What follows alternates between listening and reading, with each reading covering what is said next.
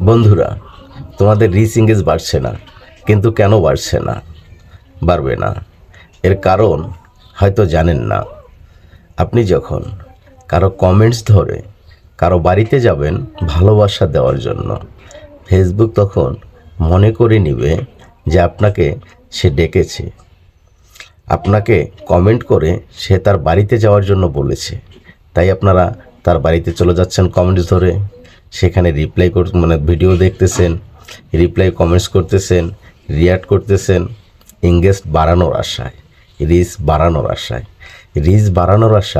Engage বাড়ানোর আশায় আপনারা যে কমেন্টস ধরে আরেকজনের বাড়িতে যাচ্ছেন, তাতে কিন্তু আপনার কখনোই রিচ এঙ্গেজ বাড়বে না। এখানে আরও রিচ এঙ্গেজ ডাউন হয়ে যাবে। কেন ডাউন হয়ে যাবে?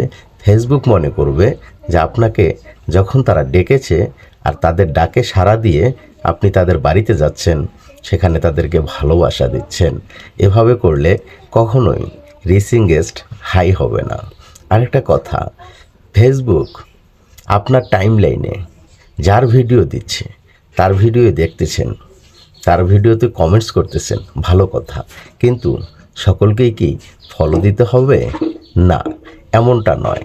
আপনি তাদের বাড়িতে যান, তাদের বাড়িতে গেলেই বুঝতে পারবেন যে আসলেই কে কন্টেন্ট ক্রিয়েটর। যে কন্টেন্ট ক্রিয়েটর তাকে আপনি ফলো দেন।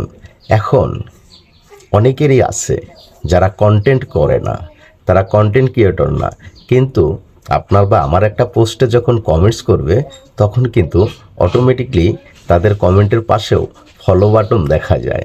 আর কমেন্টের পাশে ফলো বাটন দেখে কখনোই ফলো করবেন না। আর এই ফলোটা কখনোই ফেসবুকের কাছে অ্যাকুরেট ফলোয়ার হিসাবে গ্রহণযোগ্য হয় না। আপনি একজনকে যখন ফলো করবেন তখন তার ভিডিওটা আগে দেখবেন, তার একটা রিলস ভিডিও দেখুন কিংবা তার একটা লং ভিডিও দেখুন, দেখার পর সেখানে ভিডিও রিলেটেড একটা কমেন্টস করুন। আর ভিডিও রিলেটেড কমেন্টস করার পরেই আপনি যদি তাকে সেখান থেকে একটা ফলো দিয়ে আসেন, তাহলে এই ফলোটা ফেসবুকের কাছে অ্যাকুরেট ফলোয়ার্স মনে হবে। কেননা আপনি তার ভিডিও দেখেছেন এবং সেখানে একটা গঠনমূলক কমেন্টস রেখে এসেছেন যেন সে আপনার সঙ্গে আরও কয়েকজন এঙ্গেজড হতে পারে, আর তারপরেই কিন্তু আপনি তাকে ফলো দিয়েছেন। আর এরকম ফলোগুলোই ফেসবুকের কাছে গ্রহণযোগ্য মনে হয়। আমরা কখনোই ব্যাক টু ব্যাক কোনো কিছুই করব না যেটাতে ফেসবুকের গাইডলাইন অতিক্রম হয়ে যায়। ফেসবুকের গাইডলাইন অতিক্রম করে এমন কিছু করব না যাতে করে আমাদের সামনে সেটআপগুলো যে আসে, যে সেটআপগুলো আসবে, এই সেটআপগুলো থেকে আমরা বঞ্চিত হই।